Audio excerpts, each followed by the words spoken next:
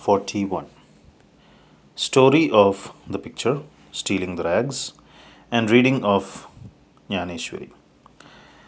As stated in the last chapter, we continue here the story of the picture. 9 years after the incident described in the last chapter, Ali Muhammad met Hemant Pant again and related to him the following story. One day, while wandering in the streets of Mumbai, he bought a picture from a street hawker. Then he got it framed and set it on a wall in his house at Bandra, suburb of Mumbai. As he loved Baba, daily he took darshan of it. 3 months before he gave the picture to Hemant Pant, he was suffering from an abscess or swelling on his leg, for which an operation was performed, and he was convalescing in the house of his brother-in-law, Mr. Noor Muhammad Peerboy in Mumbai. For 3 months, in his house in Bandra was closed and nobody was living there. Only the pictures of Baba Abdul Rahman, Maulana Sahib Muhammad Hussain, Sai Baba, Baba Tajuddin, and a few other saints living were there.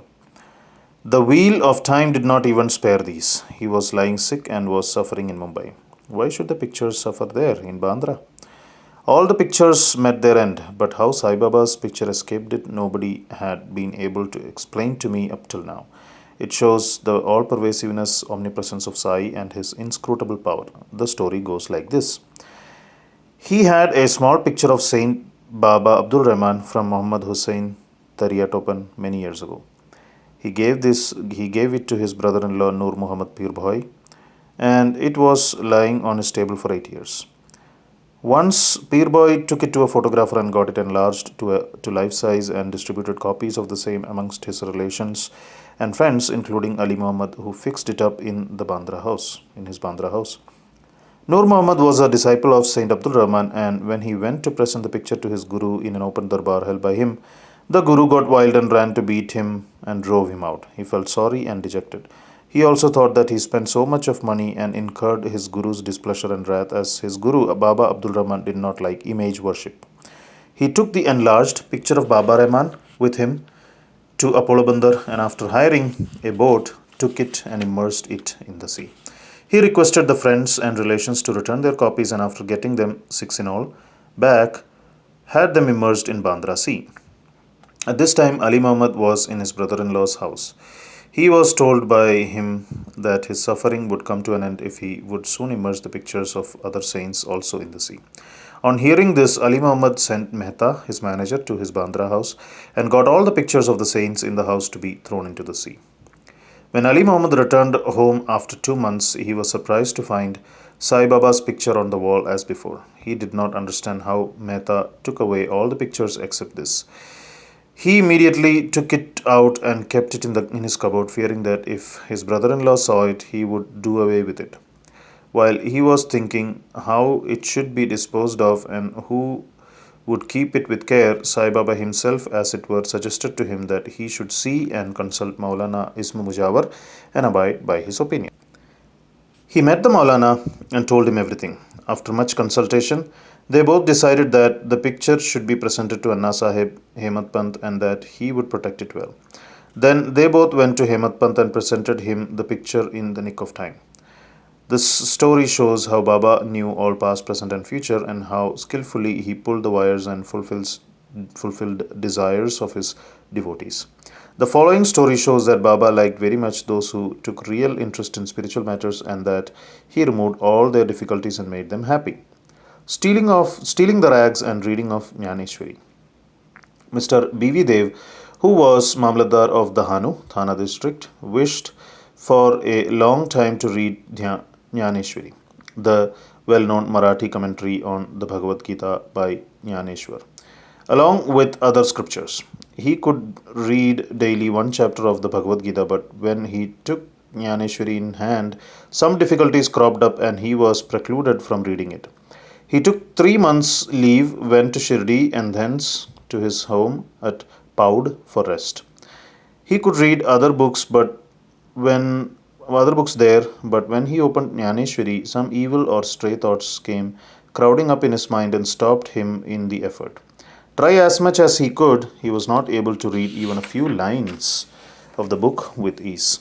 So he resolved in his mind that when Baba would create love for the book and would order him to read, it would begin and not till then. Then, in the month of February 1914, he went with his family to Shirdi. There, Jog asked him whether he reads Jnaneshwari daily. Dev replied that he was desirous of reading it, but it was not successful, and that only when Baba would order him to read it, he would commence. Jog then advised him to take a copy of the book and present it to Baba and start the reading after it was consecrated and returned by him. Dev replied that he did not want to resort to this advice as Baba knows his heart.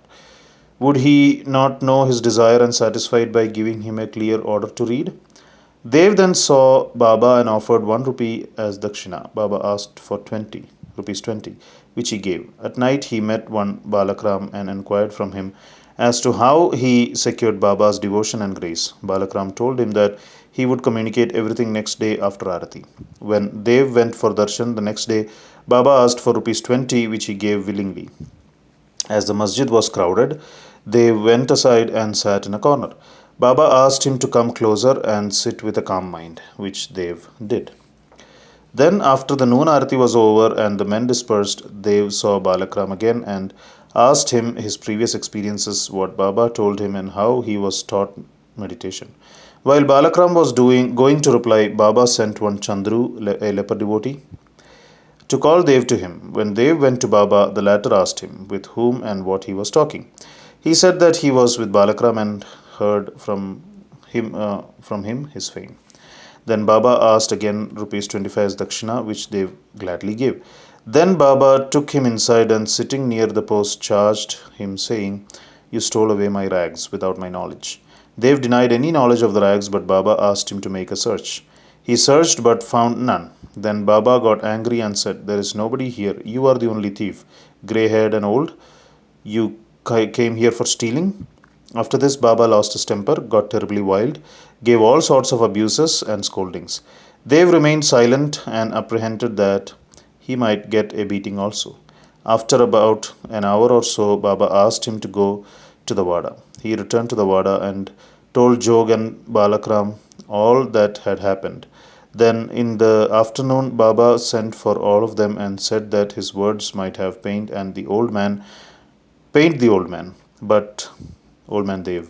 But as he committed the theft, he took him to task. Then Baba asked again for rupees 12. Dev collected the amount, paid it, and prostrated himself before him. Then Baba said to him, "Go on reading the Poti, Jnaneshwari, daily. Go and sit in the Vada, read regularly every day, and while reading, explain the portion read to all with love and devotion. I am sitting here ready to give you the whole gold embroidered shela, valuable shawl. Then why go to others to steal rags, and why should you get into the habit of stealing?" Dev was much pleased to hear the words of Baba, for he directly asked him to start reading Poti, Jnaneshwari. He thought that he got what he wanted and that he could read the book with ease thenceforth. He again prostrated himself before Baba and said that he surrendered himself to him and that he should be treated as a child and be helped in his reading. He realized then what Baba meant by stealing the rags. When he asked Balakram constituted the rags, and Baba did not like his behavior. What he asked Balakram constituted the rags, and Baba did not like his behavior in this respect. As he was ready to answer all his questions, he did not like him to ask others and make unnecessary inquiries, and therefore he scolded him. Dev thought that he did not scold him, but taught that he was ready to fulfill his desires and there was no use asking others in vain. Dev took these scoldings as blessings and went home satisfied and contented. The matter did not end there. Baba did not stop with only issuing an order to read. Within a year, he went to Dev and inquired about his progress. On 2nd April 1914, on Thursday morning, Baba gave him a dream. He sat on the upper floor and asked him whether he understood the Poti. "No," answered Dev. Baba said, "Then when are you going to understand?" Dev burst into tears and said, "Unless you shower your grace, the reading is mere burden and the understanding is still more difficult." Baba told, "While reading, you make haste. Read it before me, in my presence." Dev asked, "What shall I read?" Baba said, "Read Adhyatma, spiritualism." They went into bring the book. When he opened his eyes, he was fully awakened. We leave the readers to imagine what ineffable joy and bliss they felt after this vision. Bow to Sri Sai. Peace be to all.